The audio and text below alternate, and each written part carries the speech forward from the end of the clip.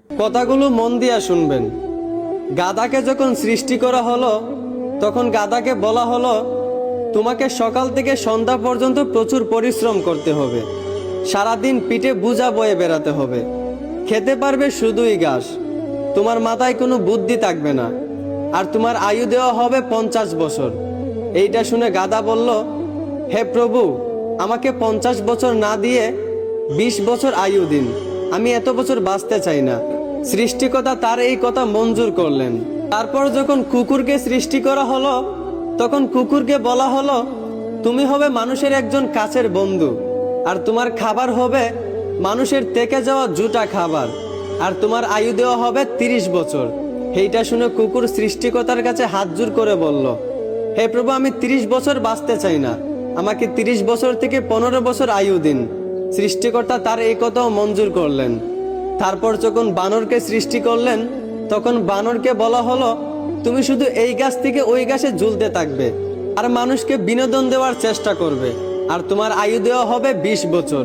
এইটা শুনে বানরও হাত জোর করে সৃষ্টিকর্তার কাছে বলল, হে আল্লাহ, আমাকে 20 বছর না দিয়ে 10 বছর আয়ু দিন, আমি এত বছর বাঁচতে চাই না।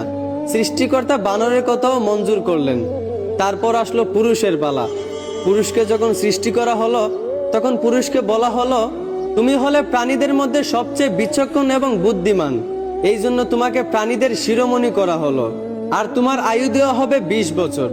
এইটা শুনে পুরুষ সৃষ্টিকর্তার কাছে হাত জোর করে বলতে লাগলো, হে প্রভু, 20 বছর আয়ু একদম কম হয়ে যায়, আমি আরো বেশি দিন বাঁচতে চাই, আপনি বরঞ্চ গাধায় যে 30 বছর আয়ুটা ফিরিয়ে দিয়েছিল ওই আয়ুটা আমাকে দিয়ে দিন, আর কুকুর 30 বছরের মধ্যে যেই 15 বছর আয়ুটা ফিরিয়ে দিয়েছিল ওই আয়ুটাও আমাকে দিয়ে দিন, এবং বানর 20 বছর থেকে যেই 10 বছর আয়ুটা ফিরিয়ে দিয়েছিল ওই আয়ুটাও আমাকে দিয়ে দিন।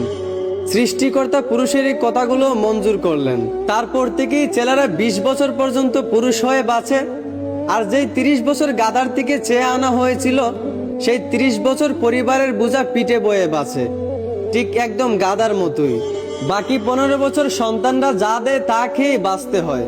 যেমন একটা কুকুরকে মানুষ যা দেয় তা খেয়েই বাঁচে, ঠিক তেমনি একটা পুরুষও বাকি 15 বছর এইভাবেই কাটাতে হয়, ঠিক একটা কুকুরের মতোই।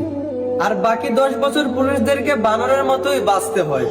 বানর যেমন এক ডাল থেকে আরেক ডালে ঝুলাঝুলি করে এবং মানুষকে বিনোদন দেয়, ঠিক তেমনি পুরুষদেরকেও বাকি 10 বছর বাঁচতে হয়, একবার ওই সন্তানের কাঁধে ঝুলে একবার ওই সন্তানের কাঁধে ঝুলে, এবং নাতিদেরকে বিনোদন দিয়ে এইভাবেই বাকি 10 বছর বাঁচতে হয়। এইটাই পুরুষের জীবন, এইটাই বাস্তবতা। আশা করি আমার কথাগুলো বুঝতে পারছেন। ধন্যবাদ।